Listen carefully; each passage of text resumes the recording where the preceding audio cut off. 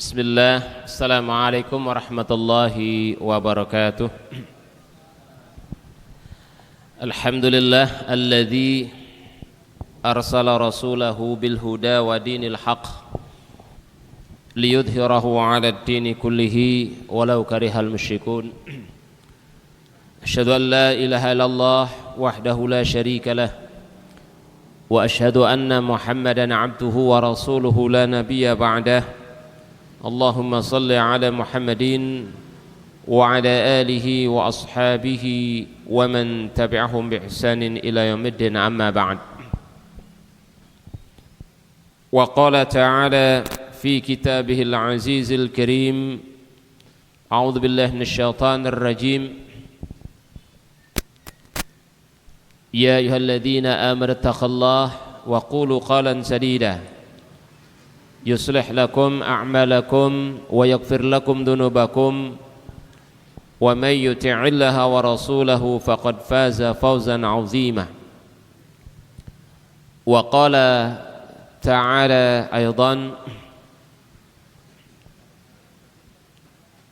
yuriduna liyutfi'u nurallahi biafwahihim wallahu mutimmu nurihi walau karihal kafirun.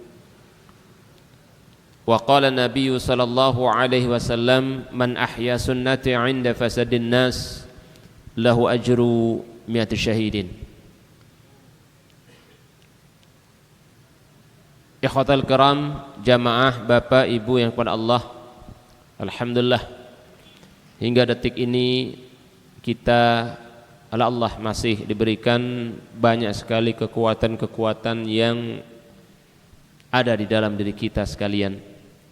Kekuatan nikmat yang masih melekat pada kita sekalian, terutama adalah kekuatan nikmat yang paling nikmat, yang paling besar, anugerah berupa ilhamus syariah fil Islam wa fil iman yang ada di dalam benak pikiran kita sekalian.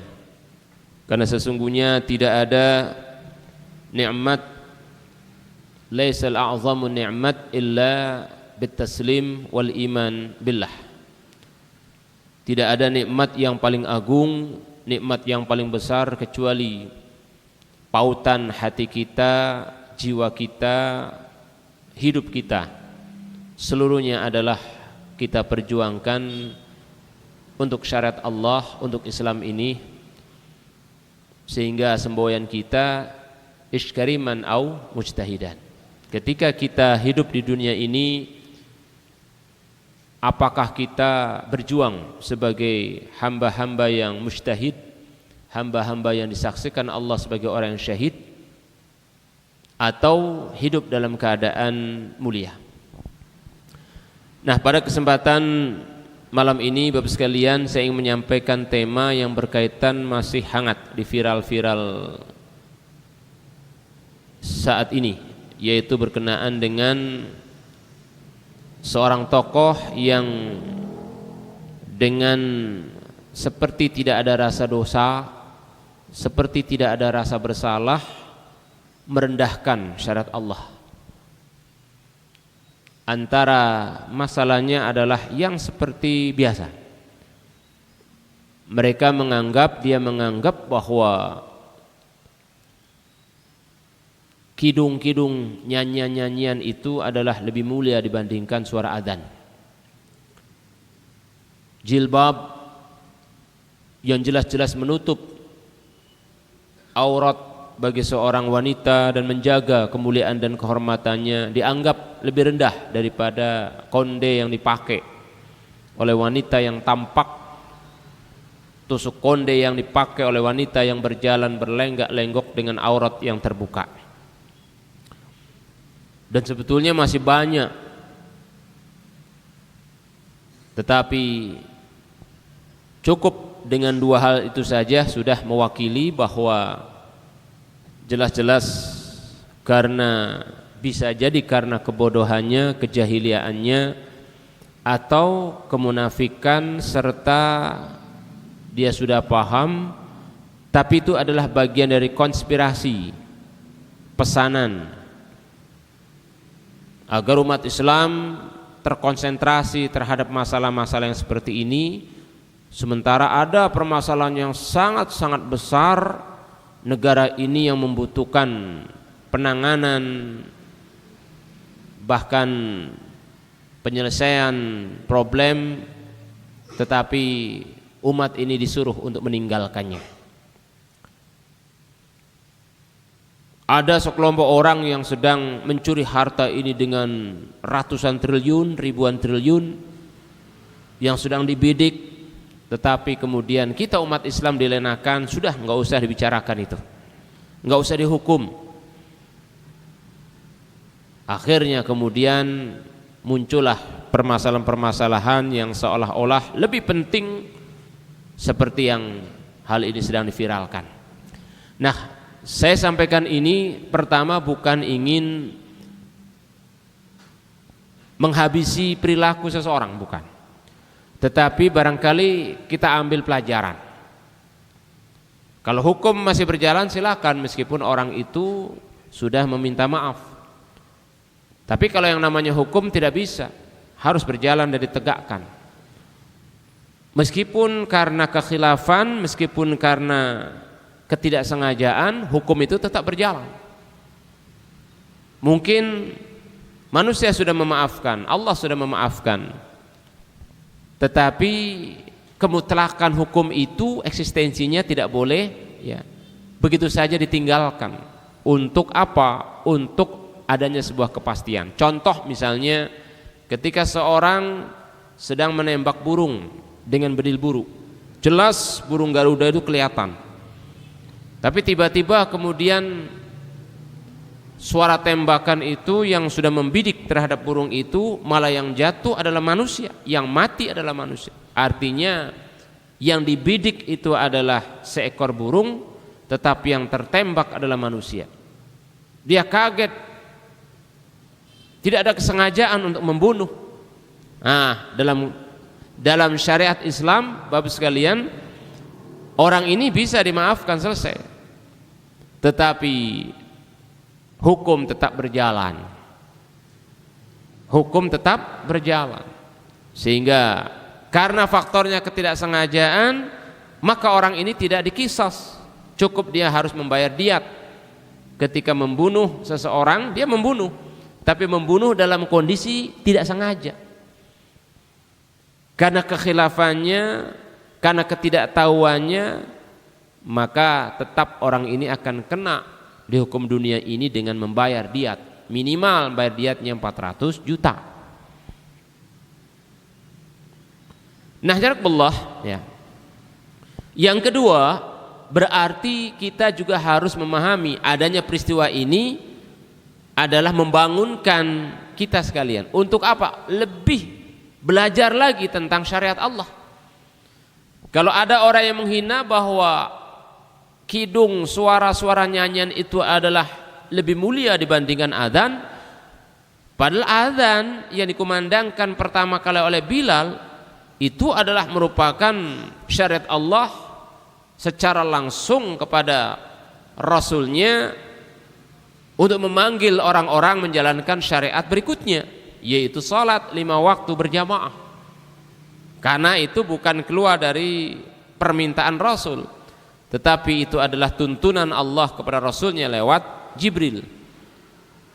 Dan panggilan itu lebih mulia lagi karena akan memanggil sebuah kewajiban. Nah, di sini Bapak sekalian, berarti kita disuruh untuk bermuhasabah, mengevaluasi diri, bahwa adanya orang yang mendustakan, melecehkan, beristihza terhadap agama, maka kita disuruh untuk mengevaluasi diri. Apa evaluasi dirinya? Bisa jadi kita semua juga belum memahami apa itu syariat Allah. Bisa jadi kita semua juga belum mencintai secara total. Suatu saat kalau negara ini dipimpin dengan kemenangan orang-orang yang beriman, apakah kita juga sudah siap untuk menegakkan syariat Allah? Artinya apa? Seolah-olah bahwa ketika ada orang yang beristihza, menyepelekan terhadap syariat Allah, maka kita disuruh untuk terus belajar, mengkaji, menyiapkan diri supaya syariat Allah ini tegak di muka bumi ini. Sebab ketika syariat Allah ini tegak di muka bumi ini, pasti akan menghadapi berbagai macam resiko, tantangan yang berat, meskipun peluangnya adalah besar. Nah, ketika orang itu tidak mengerti sama sekali tentang syariat, tidak mungkin orang itu akan bisa melaksanakan ketaatan. Jadi Bapak sekalian, kalau kita melihat ada orang malas untuk mengerjakan salat, sebentar lagi kita akan menghadapi datangnya Ramadan. Banyak orang-orang yang tidak berpuasa. Bisa jadi karena orang itu jahil terhadap syariat. Ada jahil dalam tingkat biasa, ada jahil dalam tingkat murakab yang sangat keterlaluan. Atau dia jahil bukan karena tidak tahunya syariat, tapi menantang syariat karena diliputi oleh hawa nafsu. Contoh saat ketika ditanya, kenapa kamu tidak berpuasa? Kenapa kamu tidak sholat? Kenapa kamu tidak berjilbab?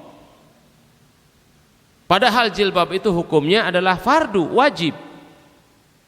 Maka dia menjawab, ya saya tahu jilbab itu wajib, sholat itu adalah wajib, puasa itu adalah wajib, haji yang pertama kali itu adalah wajib, bahkan berjihad itu adalah wajib. Tapi kemudian dia mengatakan, saya tidak mengerjakannya karena malas, saya tidak mengerjakannya karena takut, saya tidak mengerjakannya karena sibuk. Nah, disinilah syariat berbicara.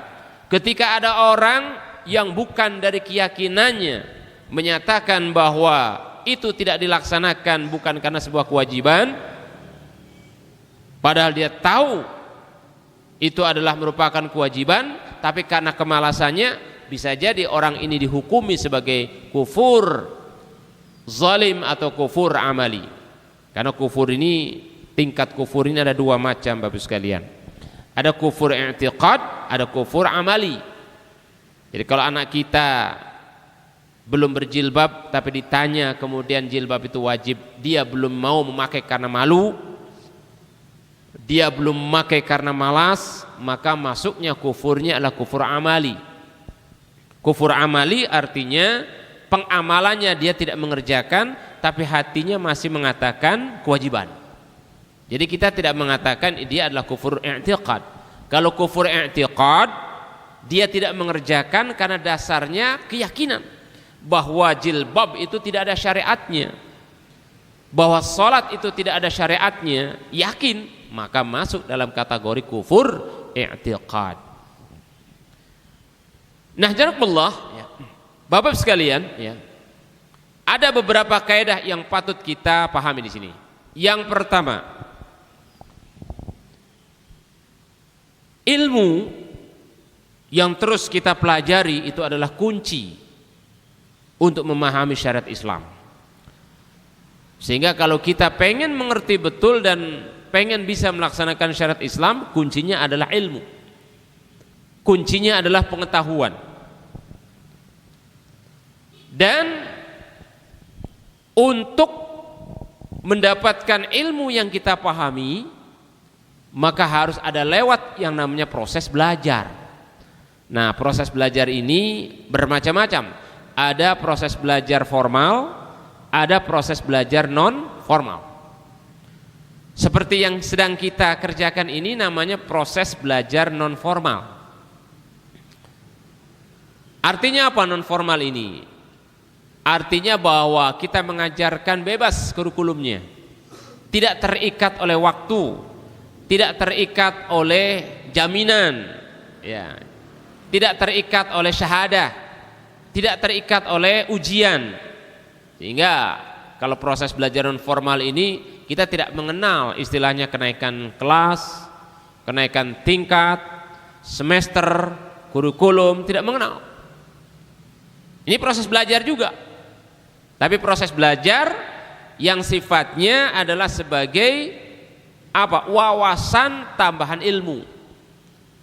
Nah, kalau proses belajar yang namanya formal, nah di sini ada wajib kurikulum yang sudah tersusun dengan sistematik, waktu yang dibatasi 4 tahun, 6 tahun, 9 tahun. Kemudian untuk mencapai supaya orang ini paham atau tidak, ada yang namanya imtihan, evaluasi. Seperti sekarang ini anak-anak SMA, anak-anak MA ya sedang dievaluasi, istilahnya ada ujian UASBN, ada ujian EBTANAS, ada ujian kompetensi. Kalau dia mampu bisa mengerjakannya, maka akan mendapatkan hasil apakah dia lulus atau tidak. Setelah itu nanti dia naik tingkat lagi, setelah lulus harus mengerjakan kuliah berikutnya, harus mengerjakan proses S1, S2, S3 dan seterusnya. Itu proses yang namanya belajar formal. Nah, kalau kita anak-anak kita di pondok ada proses belajar formal secara akademik umum, ada juga proses belajar formal secara syariah. Seperti misalnya ditarget 3 tahun dia sudah hafal Al-Quran 30 juz, 1 tahun 10 juz, 2 tahun 20 juz, 3 tahun 30 juz. 1 tahun harus hafal, harus selesai kitab-kitab tertentu, sampai nanti setelah 3 tahun rampung. Di S1, S2 dan S3 tinggal penguatan. Itu namanya proses belajar secara formal. Makanya proses belajar formal ini sebetulnya di masa Rasulullah, di masa para tabi'in sudah ada. Hanya saja ad-diwan kita tidak mengetahui. Imam Syafi'i saat ketika dia di usia 7 tahun dititipkan kepada seorang ulama, kemudian diputar lagi, dititipkan lagi, terus sampai dia melalang buana. Ada hasil. Dia hafal Al-Quran di usia 7 tahun 30 juz. Di usia 7 tahun dia sudah hafal kitab Al-Muwatta. Kitab Al-Muwatta yang halamannya sampai mencapai 1200 halaman. Hafal dia, ngelotok. Nanti di usia 15 tahun dia sudah hafal Al-Bukhari.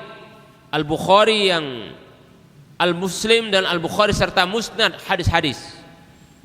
Bagaimana imtihannya? Maka dia murajaah di hadapan para ulama untuk mendapatkan sanad dan hasil yang kuat. Itu namanya proses belajar.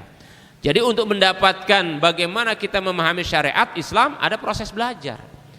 Makanya Rasulullah menyebutkan Tolabul ilm, utlabul ilm minal mahdi ilal lahad.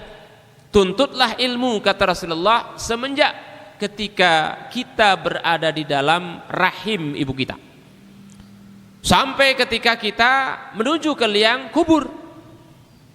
Artinya apa? Proses belajar itu madal hayah. Madal hayah itu artinya adalah proses yang berkepanjangan selama kita hidup. Artinya tidak boleh kita berhenti. Jadi kalau ada seorang profesor mengaku-ngaku dirinya sudah hebat profesor, selesai belajarnya, maka ini sebetulnya tidak sesuai dengan apa yang disampaikan oleh Rasulnya.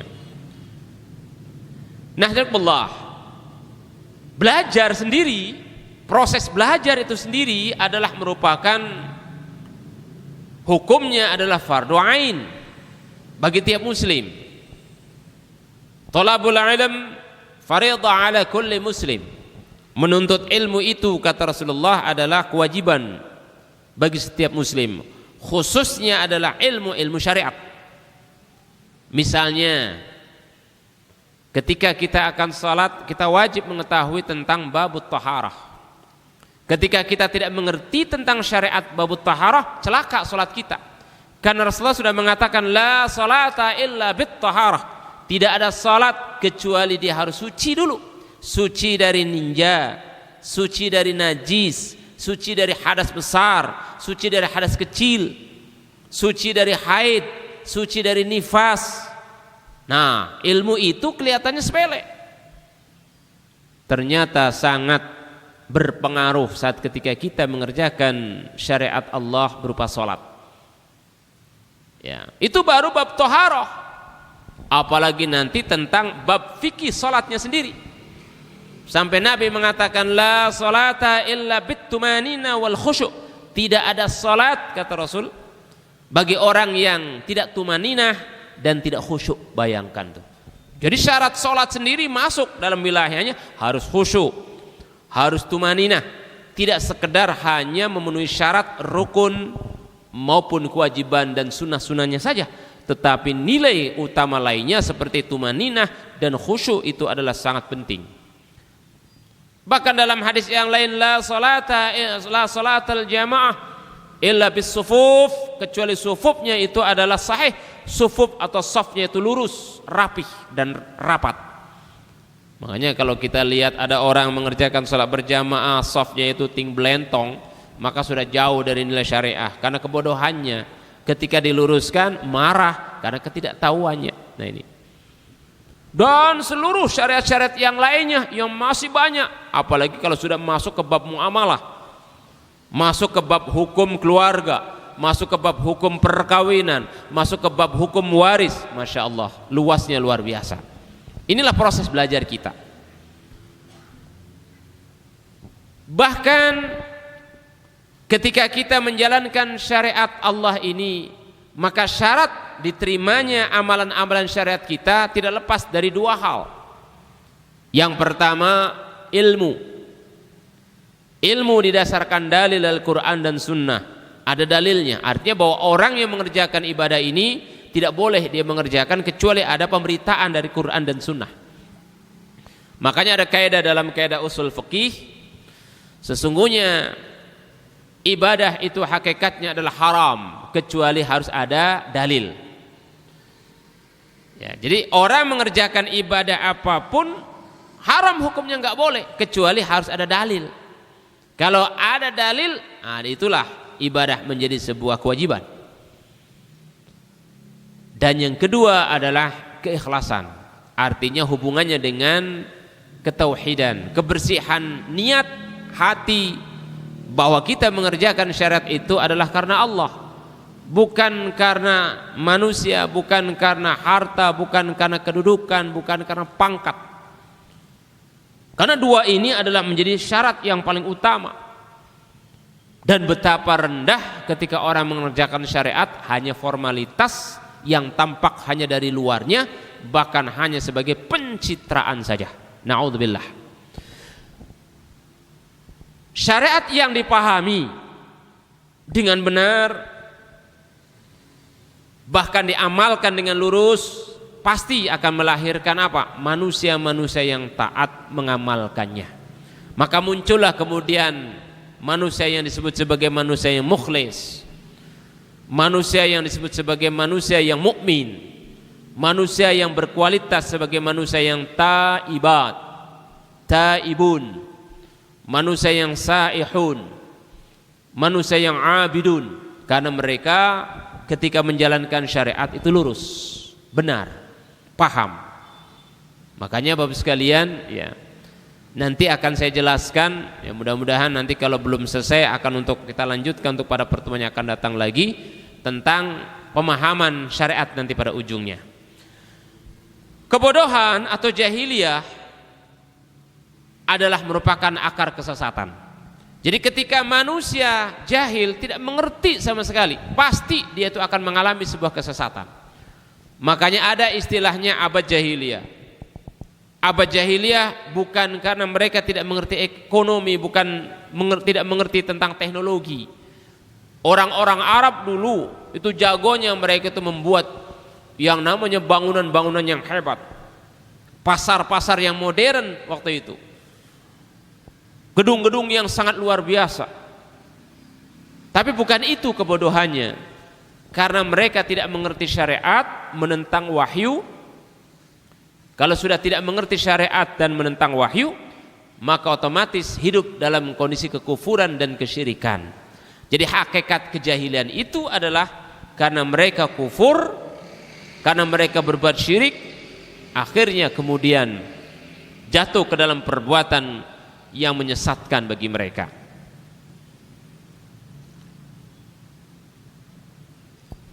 Jamakallah. Nah, supaya tidak sesat, maka kemudian Allah turunkan yang namanya nabi dan rasul. Para nabi dan rasul bertugas berdakwah untuk meluruskan ya, agar manusia tidak sesat. Dibenarkan cara ibadahnya, dibenarkan ahdaf tujuannya supaya tidak berbuat syirik. Maka diutuslah para nabi dan rasul. Sebagaimana Allah sebutkan di dalam surat Al-Jumu'ah pada ayat yang kedua ini. Walladzi ba'atha fil ummiyin. Dia Allah. Alladzi ba'atha fil ummiyina rasula. Telah mengutus seorang rasul ke muka bumi ini, ya, ba'atha fil ummiyin, untuk kaumnya yang bodoh, ummiyin. Untuk kaumnya yang tidak mengerti tentang syariat. Maka mereka diberikan pembelajaran. Minhum yajlu alaihim ayatihi. Maka kemudian para nabi, para rasul itu mengajarkan yajlu alaihim, proses pembelajaran pendidikan alaihim kepada mereka dengan apa? Ayatihi, dengan ayat-ayat Allah. Tuh. Ya.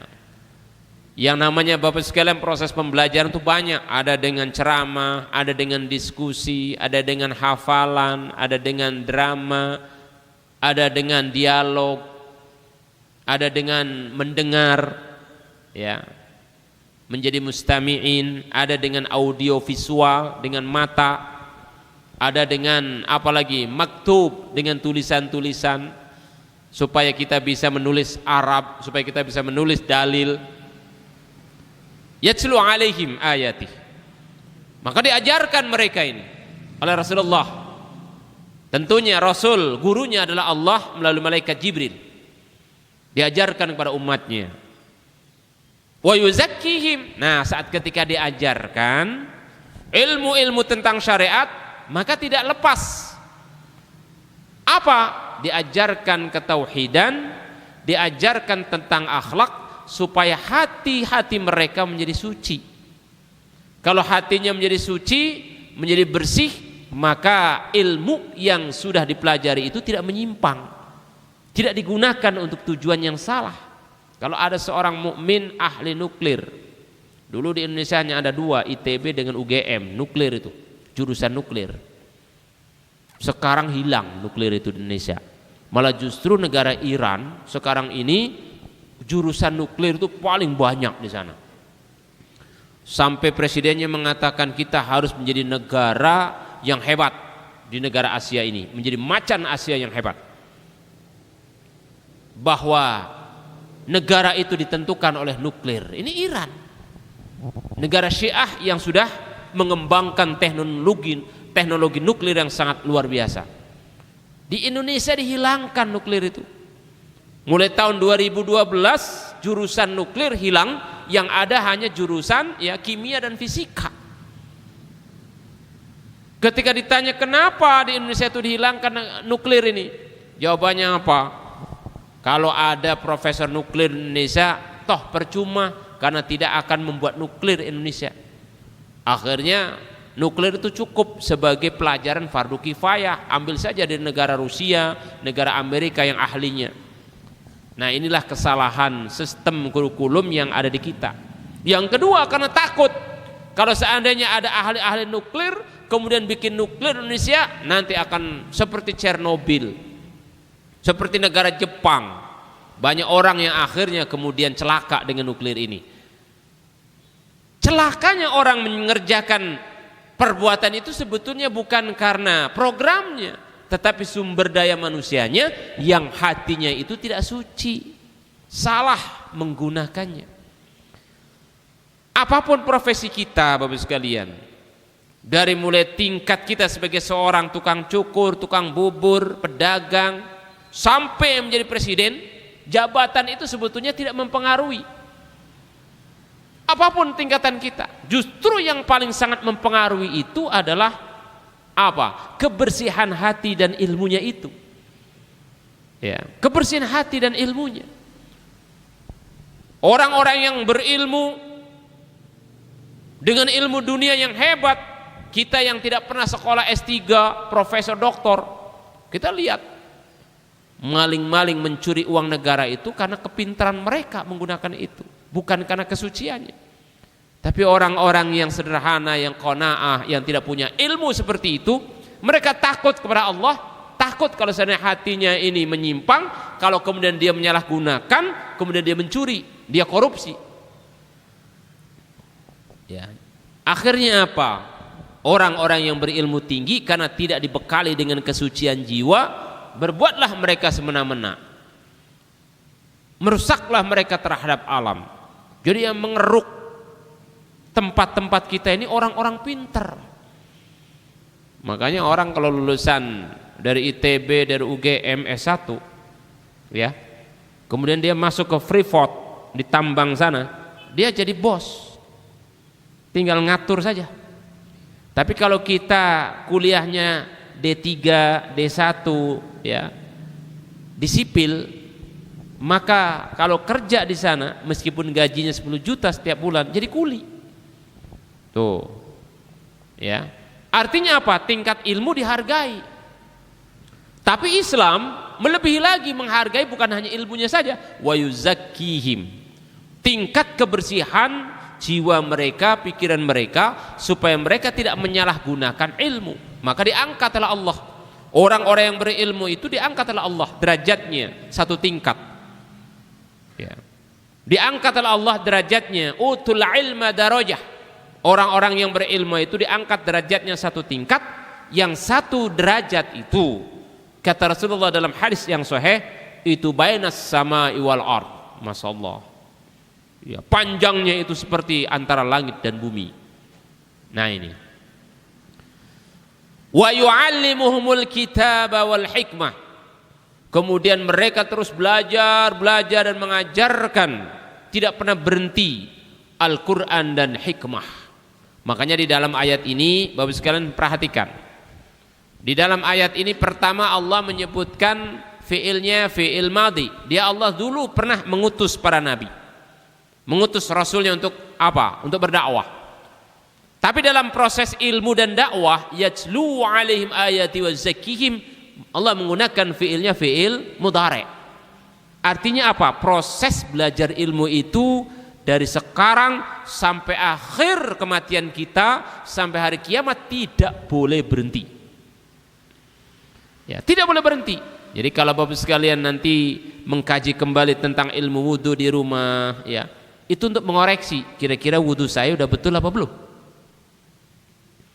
Ya, kira-kira cara kita berwudu sudah betul apa belum, cara kita mengerjakan sholat sudah betul apa belum. Nah itu ada koreksi namanya. Nah prosesnya terus menerus, tidak boleh pernah berhenti. Yajlu alaihim, sebagaimana ketika kita sudah mengucapkan kalimat asyhadu an la ilaha illallah, saya bersaksi tidak ada ilah kecuali Allah, itu prosesnya adalah proses jangka panjang sampai ketika kita mati, bukan jangka pendek. Makanya kita jangan terjebak Bapak sekalian. Hidup ini ada dua, jangka pendek dan jangka panjang. Kita hidup di dunia ini adalah jangka pendek. Paling banter jangka pendeknya hanya 60 tahun. Jadi repelita kita hanya 60 tahun. Nah, yang sebenarnya kehidupan kita jangka panjang yang paling sebenarnya, yaitu kehidupan nanti di akhirat. Karena ayat nas hampir menyebutkan bahwa Allah menyebutkan wa may yu'min billah, siapa orang yang beriman, wa ya'mal salihah, setelah beriman dia kemudian terus menegakkan syariatnya dengan amal saleh, wa yudkhilhu, maka Allah akan menggiring mereka untuk masukkan ke dalam surganya, jannatin tajri min tahtihal anhar khalidina fiha abada. Maka Allah masukkan ke dalam surganya tidak tanggung-tanggung dalam proses yang jangka panjang. Masya Allah, bukan jangka pendek. Kalau jangka pendek di sini, ya, di dunia itu jangka pendek. Maka kita jangan terjebak kehidupan jangka pendek ini untuk meraih supaya kita mendapatkan kehidupan jangka panjang yang sebenarnya. Wa in kanu min qablu la fi dhalalin mubin. dengan diajarkannya ayat-ayat Allah melalui para nabinya, karena sebab kata Allah dulunya manusia-manusia itu dalam keadaan dhalalim mubin. Mereka itu adalah dalam keadaan kesesatan yang nyata. Nah, kalau sudah sesat nyata ini sudah jauh dari ketentuan syariat Allah.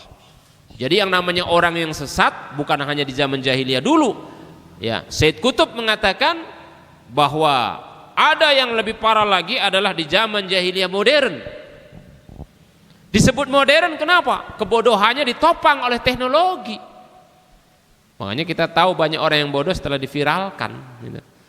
Setelah ada media. Jadi kebodohannya itu sudah diviralkan. Sholat tarawih hanya dalam waktu 7 menit, 23 rakaat 7 menit. Sekarang ini malah mereka akan membuat bagaimana untuk tahun ini kalau bisa 4 menit 3 detik. Sudah ada percobaannya begitu. Dicoba-coba, oh ternyata 4 menit 2-3 detik. Yang jahatnya lagi apa? Guinness Book membuat siapa yang sholat tarawih 23 rakaat hanya dalam waktu 3 menit masuk Guinness Book. Oh, Guinness Book-nya itu ya sebetulnya sudah disiapkan untuk digiring ke dalam jahanam gitu. Kenapa? Karena orang kafir akan membesarkan bagaimana syariat itu runtuh. Bukan yang dilihat kualitas, yang dilihat itu adalah kuantitas, yang dilihat itu keramaian, yang dilihat itu seolah-olah itu hebat. Naudzubillah min dzalik. Ya. Jadi kita jangan terjebak ya dengan adanya banyaknya jebakan-jebakan ya orang-orang kafir, orang-orang munafik, terutama ketika mereka berfastabikul khairat terhadap syariatnya salah ya. Nah, Allah Bapak sekalian, keengganan umat belajar terhadap syariat dari sumber aslinya itulah akhirnya mereka dimasuki oleh pemikiran-pemikiran yang salah, dirasuki oleh akidah-akidah yang salah, sehingga akhirnya berlawanan dengan akidah dan syariat yang benar. Nah ini bahkan kebodohan akan ilmu Quran dan hadis. Masya Allah, kita kalau sudah berbicara ilmu Al-Quran dan hadis ini berat sekali Bapak sekalian, karena untuk mempelajari ilmu Al-Quran ini butuh yang namanya al-wasailul ma'inah, yaitu wasail-wasail yang khusus ya. Wasail khusus itu berangkat dari pemahaman bahasa Arab, pemahaman ilmu balaghahnya, pemahaman ilmu nahwu sarafnya, bahkan pemahaman yang paling kulit. Jadi kata Imam Syafi'i bahwa orang baru belajar tajwid, ilmu tajwid, makharijul huruf dari Al-Quran itu adalah pemahaman baru kulitnya saja ya, baru kulitnya. Karena kalau orang belajar ilmu Al-Quran, maka di sana akan ada sekali ilmu-ilmu alat-alat yang begitu untuk menghujamkan bagaimana Al-Quran itu semakin eksis. Ada ilmu asbabun nuzul, ada ilmu sejarahnya, ada ilmu mantiknya, ada ilmu kewajiban-kewajiban pemahaman bahasa untuk penguatan pengertian. Bahkan ada ilmu yang namanya tahfidzul Qur'annya. Masya Allah.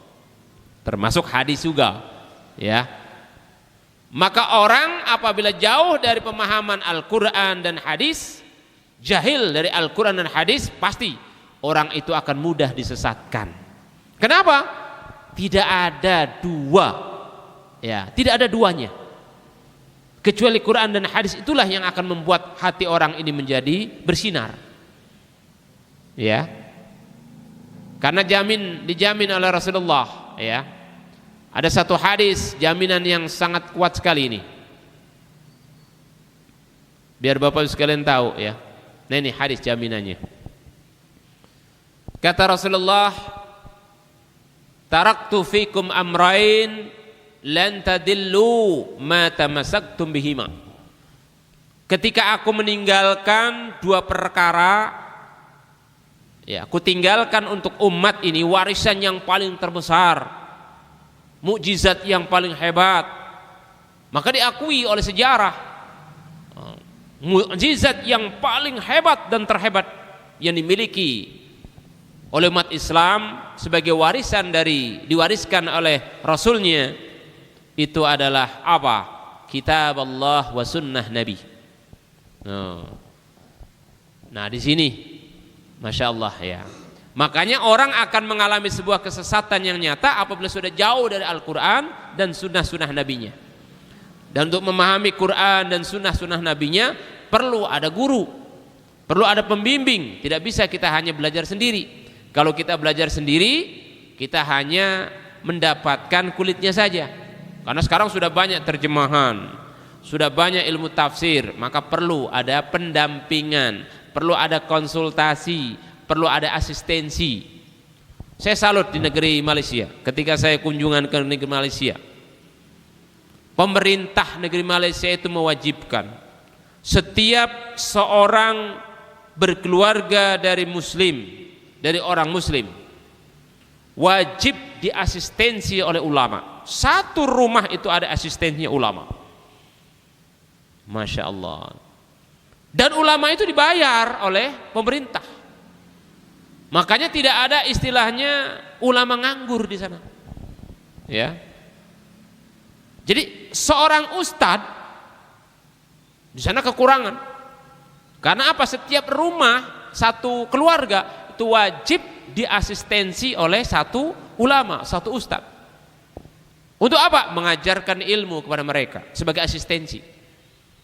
Jangan heran kalau di negara Malaysia itu ya meskipun muslimnya hanya 40%, sisanya 60% itu orang-orang kafir, tetapi negara itu sangat memperhatikan betul pentingnya asistensi ulama. Kenapa? Karena ulama adalah tonggak, pilar utama untuk negara. Kalau ulama sudah dihancurkan, kalau ulama sudah dikerdilkan, kalau ulama sudah dimusuhi, di mana saja negara ini tidak akan berkah. Coba kita lihat, meskipun negara-negara modern, Amerika, Rusia, Korea, Cina, Jepang, hebat dalam sisi aspek teknologinya, tapi kering ruhnya, tidak ada kemuliaan. Ya, tidak ada kemuliaan. Mereka hanya mulia di dunia saja. Ya, mereka hanya mulia di dunia saja. Tapi kalau sudah di dalamnya itu ada ulama-ulama, ustadz-ustadz yang selalu membimbing keluarga, maka permasalahan-permasalahan itu luar biasa, akan mudah diselesaikan. Itu negara yang kecil saja seperti itu, Malaysia, menghargai ulama. Di kita ulama dikerdilkan, di kita ulama dianggap teroris, ulama dipenjarakan karena apa? Takut merongrong sebuah ideologi negara yang dianggapnya sudah eksis. Nah ini, Janabullah ini dalil ya. Nah kemudian kita juga harus hati-hati ya, karena kebodohan manusia ya terhadap syariat, kemudian dia menganggap itu adalah benar. Maka ini kata Allah dalam surat Al-Kahfi, banyak sekali, qul hal nunabbiukum bil akhsarina a'mala, kami kabarkan kepada kalian, kata Rasulullah, ada manusia yang paling rugi amalnya di dunia ini. Ruginya itu apa? Amalnya itu putus, amalnya itu batal. Setelah amalnya batal, tidak diterimalah Allah, masih ngeyel orang itu. Apa? Alladzina dhalla sa'yuhum fil hayatid dunya wa hum yahsabuna annahum yuhsinuna sun'a. Jadi ketika amal-amal solehnya itu sudah diputus oleh Allah, tidak diterima, tapi orang itu masih menganggap bahwa dirinya adalah sebagai orang yang berbuat amal soleh. Inilah kata Allah, bil akhsarina a'mala, manusia yang paling rugi. Kenapa dikatakan dia disebut manusia yang paling rugi? Karena menganggap dirinya itu sudah benar, padahal kebenarannya itu bukan dasarnya ilmu, kebenarannya itu bukan dasarnya syariat, tapi kebenarannya ukurannya adalah hawa nafsu, kebenarannya adalah ukurannya ketaklidan, kebenarannya adalah ukurannya qila wa qala, jare wa jare. Kebenarannya itu adalah bukan karena belajar, proses. Nah ini, alladzina dhalla sa'yuhum fil hayatid dunya, mereka adalah orang-orang yang batal amal-amalannya di dunia ini, sedangkan mereka menganggap amalnya itu baik, amalnya itu diterimalah Allah. Annahum yuhsinuna sun'a, Masya Allah, ini yang paling berat. Kalau orang-orang kafir yang dia disebut orang yang merugi itu pantas karena mereka sudah jauh dari syariat. Tetapi kalau orang menganggap dirinya itu sudah melaksanakan amal soleh tapi tidak didasarkan pemahaman ilmu, kemudian menganggap itu diterimalah Allah, inilah yang paling merugi kata Allah sendiri. Nazarukullah, ya, mengkaji sumber syariat dengan benar, tujuannya apa? Darul mafasid muqaddam ala jalbil masalih. Tujuannya supaya mencegah jangan sampai terjadinya kebodohan dan kesesatan. Makanya kenapa sekalian di bidang ekonomi banyak orang-orang yang bodoh, sebebas-bebasnya dia menghalalkan sesuatu yang haram. Di bidang politik orang menghalalkan sogok, suap, menyuap, dianggapnya suatu hal yang biasa. Bahkan sekarang ini dijadikan sebagai apa? Seolah-olah boleh, dan akhirnya menjadi pembelajaran pembodohan terhadap masyarakat. Masyarakatnya juga bodoh karena apa? Mau menerima. Nah ini, Masya Allah, ya, ngeri banget, ya. Nah ini, amalan-amalan yang berdasarkan pada kitab Allah dan sunnah Nabi itu pasti dijamin oleh Allah Subhanahu wa Ta'ala, arahnya adalah ke dalam surga. Siapa mereka itu? Nah ini, innama yakhshallah min ibadihil ulama. Hanya orang-orang yang takut kepada Allah dari hamba-hambanya, yaitu orang yang berilmu. Jadi orang yang berilmu saat ketika dia beramal soleh, ketika dia hidup di muka bumi, takut betul kepada Allah akan azabnya, takut kalau ditolak amalannya. Karena ilmu, karena faktor ilmu di situ. Al-ulama di sini ada dua. Ada al-ulama dalam arti karena proses belajar secara formalitas memang dia dibentuk menjadi seorang ulama. Yang kedua adalah al-ulama di sini adalah kita tidak dibentuk sebagai orang yang diproses menjadi seorang ulama, tetapi kita mengikuti aturan dan adab sehingga kita terjaga menjadi orang yang berilmu. Nah, bukan menjadi orang yang taklid. Jadi kalau kita mengerjakan ibadah apapun, maka selalu ya, imam kita, panglima kita adalah dalil. Ya, meskipun kita tidak hafal, meskipun kita tidak ngelotok, tapi kita mengerti ada dalil dan wajib dipertanggungjawabkan. Nah ini al-ulama. Jadi kita nggak usah takut, bisa disebut sebagai orang yang berilmu meskipun hanya sedikit, maka itu akan selamat dan Allah akan memasukkannya ke dalam surga. Wa anna hadza sirati mustaqima, maka Islam ini adalah jalanku, kata Allah sendiri. Yang apa? Mustaqima, yang lurus. Quran dan sunnah sebagai dasar patokannya.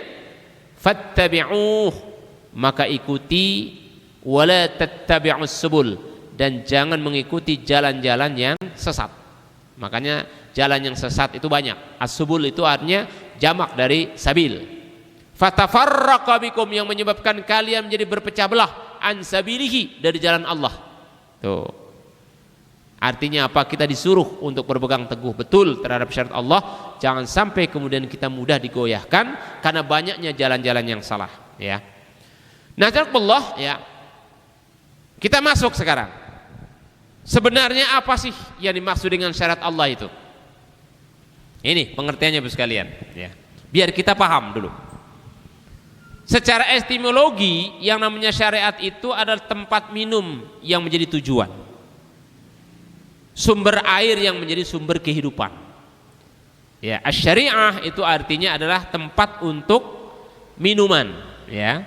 Bahkan sumber kehidupan.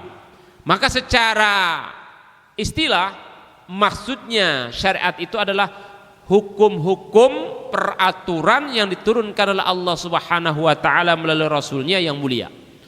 Untuk siapa? Untuk manusia, agar mereka keluar dari minaz zulumati ilan nur, dari kegelapan menuju kepada terang benderang, dari kebodohan menuju kepada pemahaman. Dari yang tadinya kita tidak mengerjakan menjadi mengerjakan kebaikan itu. Dari perbuatan dosa maka nur itu menjadi cahaya taubat, maka dia meninggalkan dosa dan mendapatkan petunjuk ke jalan yang lurus. Masya Allah. Jadi istilah syarat ini memang aturan atau hukum Allah. Ya, aturan-aturan yang telah ditentukan oleh Allah Subhanahu wa taala. Makanya kemarin saat ketika ada orang yang melecehkan tentang jilbab, jilbab itu adalah syariat, aturan Allah. Diatur oleh Allah di dalam surat Al-Ahzab.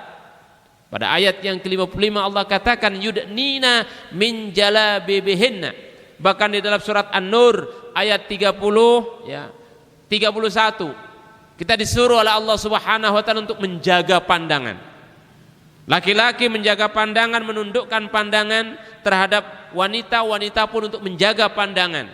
Kemudian wanitanya disuruh untuk menutup kerudungnya supaya tidak tampak perhiasan-perhiasannya, ya, aurat-auratnya. Itu syariat, ya,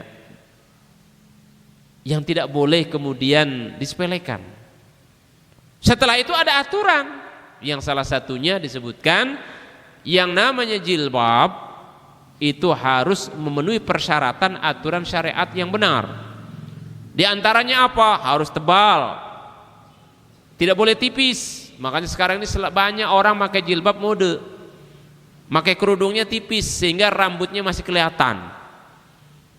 Ya. Kemudian lebar sehingga tidak boleh hanya sekedar jilbab nyerempeh tetapi lehernya masih kelihatan, kalungnya masih kelihatan, auratnya masih kelihatan. Kemudian ada 3 yang harus dirangkap yang dipakai oleh wanita, ya, pakaian dalam, pakaian tipis, dan pakaian tebal yang ada di seluruh tubuh wanita supaya tidak terlihat lekuk-lekuknya. Sekarang ini model kerudung, pakai kerudung tapi pakai celana lepis. Nah itu ya, lepis kemana-mana. Orang kalau lihat atasnya kudung tetapi lepisan gitu, kan model, ya. Bahkan ada orang pakai kerudung, celananya itu celana yang tipisnya luar biasa sehingga jiplak-jiplak. Nah kalau sudah seperti itu apa yang terjadi? Ngeres pikiran kita itu, ya. Timbul lagi kemudian orang terangsang, muncullah kemudian kejahatan. Diawali dari sweet-sweet, diawali dari melotot-melotot, ya. Ditambah lagi rayuan, terjadi akhirnya perzinaan, perkosaan dan macam-macam. Akibat apa? Karena tidak sempurnanya orang menegakkan syariat. Jilbab mah jilbab, tapi harus ada, ya, persyaratan yang dipenuhi. Persyaratannya 2, persyaratan secara eksternal, jilbab itu harus tebal, menutupi seluruh auratnya, tidak berlekuk-lekuk, ya. Disunnahkan berwarna gelap, apakah hitam, biru, ya. Lebar, dan jangan dengan harga yang mahal, 1 meter 1 juta, itu bukan jilbab, itu adalah perhiasan biar orang lain. Nah, kayak sekarang mode, kalau yang dibuatnya oleh para artis, jilbab itu harganya sekali beli 30 juta, ya. Sekali beli 30 juta, karena yang buat artis, padahal tangannya sama, makannya sama, hanya kalah merek. Yang bikin artis, ya, Syahrul Gunawan bikin jilbab, bikin koko, pecinya juga sama, bajunya sama, barangnya sama, tapi karena mereknya yang jual itu adalah artis, baju koko harganya 5 juta gitu. Kalau kita punya uang 5 juta beli baju koko dapat sekarung gitu. Beli di dia hanya dapat 1, hanya untuk lebaran. Makanya ada satu kaidah, kalau kemudian mahal harganya, ini masuk dalam kategori sudah boros dan pemborosan. Nah ini Masya Allah. Jadi ada aturannya, aturan makainya, aturan syarat, ya, longgar kelonggarannya, sehingga ketika orang itu memakai maka aman. Karena fungsi daripada sebuah pakaian itu hakikatnya adalah bagaimana aurat ini supaya terjaga. Nah, ya, Bapak sekalian, syariat Islam itu terbagi 3. Ada syariat yang berbicara tentang masalah tauhid, tentang masalah akidah. Di situ diatur tentang hukum-hukum, aturan-aturan yang berhubungan dengan dasar-dasar keyakinan Islam. Tidak boleh lagi ada keraguan. Harus menjadi sebuah keimanan kita. Misalnya aturan yang berhubungan dengan zat dan sifat Allah. Allah itu maujud, Allah itu ada. Tapi Allah itu tidak bisa dipandang oleh mata kita. Meskipun mata kita tidak bisa memandang Allah secara zat, nah di sini berbicara Allah itu adalah kewajiban, itu maujud, ada keyakinan kita. Rasul juga adalah maujud, itu ada. Para malaikatnya juga ada, kitab-kitabnya juga ada, sampai hari akhir itu ada. Siksa, keimanan, ya, kenikmatan, ya, qada dan qadarnya yang baik dan buruk itu ada. Nah, itu masuk, dibuat yang namanya ilmu tauhid supaya kerangka ilmu tauhid kuat. Tebel-tebel kitab-kitabnya itu. Ada Fathul Majid sebagai tauhid dasar. Kemudian kitab-kitab tauhid yang lainnya supaya kita berangkat dari aspek ketauhidan itu kita tidak menjadi orang yang sesat, tidak menjadi orang yang mudabdab. Ada lagi yang kedua adalah ilmu akhlak. Ya, syariat berbicara akhlak. Apa maksudnya? Aturan yang berhubungan dengan pendidikan dan penyempurnaan jiwa. Segala aturan yang mengarah kepada perlindungan, keutamaan, pencegahan kejelekan. Ya, kita mencegah dari segala keburukan, kejelekan. Seperti kita harus berbuat benar, harus berbuat jujur, ya, amanah, itu ya, tidak berdusta dan berkhianat, diatur dalam ilmu akhlak. Ya, makanya kalau dalam pembelajaran anak-anak di madrasah ibtidaiyah, di pondok pesantren, biasanya dijadikan satu antara akidah dan akhlak, ini menjadi satu. Ya. Nah, kemudian baru yang ketiga ada ilmu fikih. Ya. Ilmu fikih itu aturan yang sekarang ini lebih sistematik. Ya, antara hubungan manusia dengan Allah. Misalnya ilmu fikih yang mengatur tentang ibadah. Nah, kalau kita mengatur tentang masalah ibadah dari bab toharoh sampai bab tentang tata kenegaraan, itu ibadah. Ya, yang mengatur hubungan manusia dengan Rabbnya, sehingga orang dikatakan sah tidak sah, diterima tidak diterima, ya. Termasuk sampai ke dalam fikih niat, apakah itu sholat, zakat, puasa, haji, bahkan termasuk di dalamnya muamalah. Jadi muamalah ini masuk bagian dari ibadah. Menjelaskan tentang hukum-hukum muamalah, ya, terutama adalah perkawinan, hukum waris, hukum keluarga, ya, tirkah, ya, wakaf, gitu ya. Nah, ini hubungan antara manusia dengan manusia lainnya. Bahkan termasuk kanun, undang-undang jarimah, misalnya tentang hukum potong tangan, ya. Kemudian qazaf, ya. Orang yang menuduh wanita baik-baik dianggap dia sebagai pezina maka kena qazaf, ya. Qisas dan sebagainya. Nah, itu ilmu fikih, di dalam ilmu fikih. Jadi Bapak sekalian kalau punya kitab ilmu fikih, pelajari itu, Masya Allah, Islam ini betapa indahnya.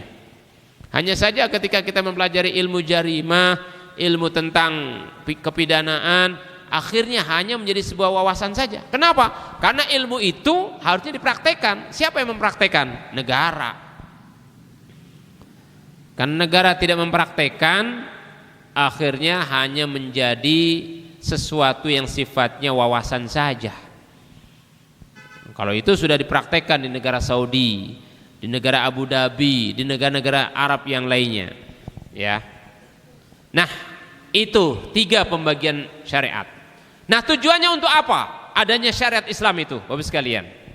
Yang pertama, syariat Islam ini diturunkan oleh Allah Subhanahu wa taala jelas-jelas sebagai hifdzuddin, untuk menjaga kemaslahatan agama. Agama ini akan hilang Agama ini akan hancur ketika negara tidak menerapkan syariat Islam. Ya, hifdzuddin. Ya. Kenapa? Karena di dalam agama, di dalam syariat ini ada akidah, ada ibadah, ada akhlak. Ketika tidak dilindungi, orang bebas untuk mencaci maki masalah akidah, merusak masalah ibadah, tidak ada yang melindungi. Negara tidak melindungi, lama-lama akan hancur. Nah ini, jadi kewajiban seluruhnya melindungi itu, masyarakatnya melindungi, negaranya melindungi. Ya, proses cara perlindungannya lewat tadi. Yang paling kecil itu adalah dalam proses pendidikan. Makanya dimulai dari RA, TK, SD diajarkan tentang ilmu agama. Nah sekarang ada nuansa, ilmu agama itu racun, hapus aja itu. Mau dihapus. Kalau di KTP ada agama, ngapain itu? Hapus aja lah. Sekarang orang sudah mulai tidak ingin melindungi agama. Padahal tujuan syariat Islam adalah sebagai kemaslahatan agar agama itu tetap eksis. Nah ini bahaya sekali. Akibatnya nanti apa yang terjadi? Seperti di Spanyol, suara adzan saja terlarang. Ya, suara adzan tidak boleh. Pembelajaran bahasa Arab dilarang. Dulu Turki sebelum di era Erdogan hampir lebih 20 tahun itu menjadi negara yang bodoh, menjadi negara yang tidak mengerti syariat Islam. Setelah ke masa kekhalifahan dihapus, Turki ini hampir menjadi Spanyol. Rupanya Allah tetap ingin memelihara agamanya. Dengan diturunkan setiap 100 tahun itu ada tokoh-tokoh mujahid untuk menjaga agama. Maka Erdogan masuk, subhanallah. Bapak sekalian ya, bisa melihat bagaimana sekarang ini. Satu-satunya negara yang tidak langsung berdasarkan agama Islam, tapi mayoritas muslim itu ada, menegakkan agama Islam di sana. Di dunia ini termasuk negara ketiga di dunia yang PDB-nya sangat luar biasa cepatnya. Yang tadinya buruk negara itu, sekarang ini negara ini adalah menjadi donor. Ya, donor hutang sekarang ini. Pemberi pinjaman hutang, masya Allah. Ya, Qatar itu negara yang sering utang sama Turki. Sekarang Qatar sudah tidak punya hutang, menjadi negara yang hebat. Masya Allah. Rusia itu punya hutang sama Turki berapa Bapak sekalian? 5.000 triliun, bayangkan. Ya, makanya negara Turki ini termasuk negara yang sekolah-sekolah internasionalnya ada di mana-mana, di seluruh negara itu ada. Sampai di Indonesia saja ada. Di Semarang ada yang namanya Semesta, masya Allah itu ya. Bahkan dengan dipimpin oleh Erdogan, sekarang ini PDB satu orang kalau dihitung gajinya per bulan dari pemerintah maupun swasta itu sudah di atas rata-rata 15 juta. Nah di kita PNS paling banter 4 juta gitu. Kalaupun dapat 10 juta 15 juta dicurigai dari mana itu gitu. Masya Allah ya. Kemudian apalagi yang kedua, syariat itu adalah hifdzun nafas, menjaga jiwa supaya jiwa kita ini tenang, jiwa kita terlindungi. Ketika jiwa-jiwa kita ini diganggu oleh orang lain, apakah ada yang dibunuh, apakah ada yang dizalimi, maka berlaku hukum qisas. Tuh. Ya, jadi kalau ada hukum qisas ini selesai sebetulnya. Ya. Kalau di kita enggak, ada orang yang dibunuh, ya dibunuh nih, satu orang membunuh 7 keluarga. Udah jelas-jelas itu membunuh 7 keluarga, dihabisin itu. Hukumannya hanya berapa? 14 tahun. Masya Allah. Kalau dalam Islam satu nyawa itu kalau orang dibunuh ya dibunuh lagi. Menjaga betul. Makanya semakin tinggi yang namanya kejahatan karena hukum itu tidak tegas. Ketika hukum itu tegas, orang itu akan jerak. Orang 1,2 triliun mencuri di Indonesia itu masih dihukum 14 tahun. Artinya apa? Orang Indonesia itu hakimnya baik-baik. Melas dan 14 tahun aja ente. Nanti setelah dihukum 14 tahun itu ya 1,2 triliun. Oh, karena dalam perjalanannya ini ya baik-baik, potong lagi deh 10 tahun. Jadi tinggal 4 tahun. Lama-lama tinggal 2 tahun. Ya. Karena apa? Karena nggak tegas. Semakin terus yang namanya hukum itu hanya tumpul di bawah, ya. Hanya tumpul di atas. Kalau pejabat-pejabat teras dari mulai kementerian, presiden itu salah, nggak usah dihukum, ditumpulkan. Tapi giliran nyolong ayam, landepnya luar biasa.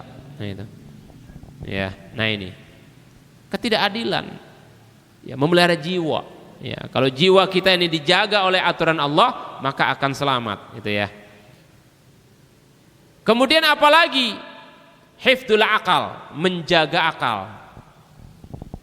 Masya Allah, ya. Kemarin ditemukan lagi berapa? 5 ton narkoba. Dari mana? Negara Cina lagi. Ya, narkoba ini, khamr ini merusak akal.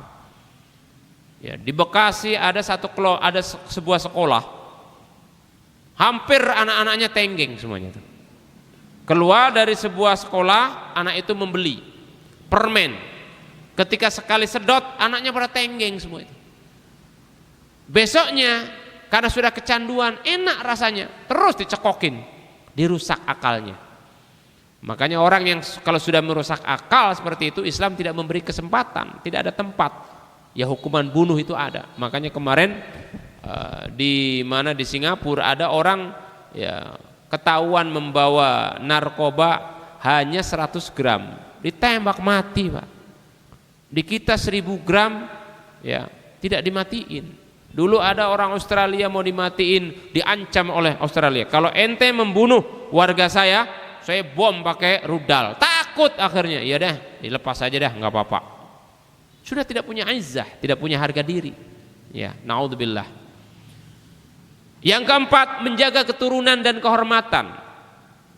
Hifdzun an-nasl, maka dalam Islam ada diatur perkawinan.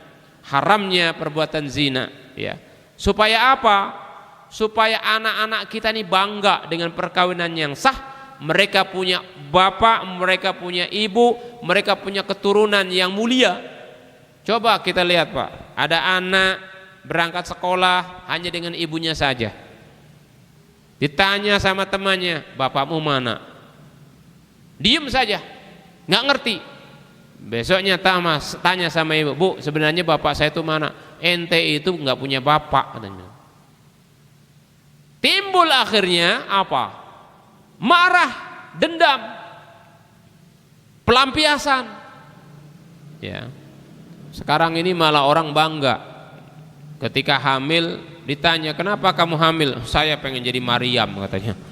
Maryam kan suci, Pak. Meskipun dia tidak punya suami bisa hamil, Pak. Saya ini nggak punya suami bisa hamil. Jadi Maryam. Anak-anaknya yang keluar tidak lagi menjadi mulia, ya karena kebodohan, kesalahan, kezaliman orang tuanya. Maka Islam menata, ya, mengatur dengan adanya perkawinan yang sah. Jangankan adanya perkawinan yang sah, dengan perkawinan yang sah saja berjalan tidak lama, tidak mulus. Ada yang setahun, ada yang sebulan, ya, di tengah-tengah jalan tidak kuat karena faktor ekonomi, di tengah jalan tidak kuat karena faktor akhlak, ya, karena digoda oleh hawa nafsu dan macam-macam. Timbullah kemudian brokem, problematika keluarga dan sebagainya. Karena apa? Karena mereka belum siap. Makanya seharusnya ketika orang akan menikah ada yang namanya tarbiyatun nikah. 1 tahun atau 2 tahun sebelum menikah dia harus ditarbiyah dulu, masuk ke dalam bab tarbiyatun nikah. Supaya apa? Supaya orang ini kuat dan mantap. Jangan hanya haji doang. Giliran mau berangkat haji, ada yang namanya tarbiyatul manasik haji. Berapa kali? 20 kali pertemuan, mantap dah katanya. Giliran mau kawin hanya sejam 2 jam. Bahkan formalitas, karena orang khutbah nikah itu hanya formalitas saja. Justru yang hakikatnya pelaku-pelakunya harus mengerti betul tentang fikih munakahat, fikih keluarga, fikih masa depan, fikih bagaimana membentuk keluarga yang sakinah mawaddah, supaya di tengah perjalanan ketika dia kena badai tidak mudah runtuh. Kemudian yang kelima, fungsi syariat itu adalah hifdzul mal, supaya mal harta kita ini dijaga, dilindungi. Sehingga ketika ada orang mencuri, negara ini banyak dicuri oleh orang-orang yang pinter, orang-orang yang politikus busuk. Kalau kata Zainuddin, politikusnya politikus corok dan wirok. Ya. Kenapa? Mereka berpikiran, biarin aja saya mencuri, itu kan uang APBN. Uang APBN kan uang negara. Nah, dia nggak mikir kalau uang APBN, uang negara itu dari kita. Kita bayar pajak, bahkan semua ada pajak kecuali kentut aja yang nggak ada. Ya, semua ada pajak. Udah dikumpulin, pajaknya banyak, dimaling, diambil. Bahkan sekarang ini baru saja saya membaca, di tahun 2018 Indonesia mau utang lagi berapa? 4.000 triliun lagi. Dan ini sempurna menjadi 8 triliun, 8.000 triliun. Na'udzubillah min dzalik. Bangga jadi orang yang hutang, padahal kata Rasulullah, sungguh celaka kalau orang banyak hutang. Malam harinya saat ketika dia akan tidur, was-was, takut. Takut kepada apa? Orang yang nagih datang. Takut kalau dia mati meninggalkan hutang. Mu'allaqah bainas sama'i wal ard, nafsul mu'min mu'allaqah bainas sama'i wal ard. Pak, itu yang utang ke negara. Nah, kalau yang utang negara, investor antara negara dengan Menteri Keuangan, siapa yang tanda tangan? Presiden. Yang tanda tangan Menteri Keuangan. Yang tanda tangan kementerian-kementerian yang utang. Lah, kita kan tidak tanda tangan. Terus yang masuk neraka yang mana? Ya presiden dulu.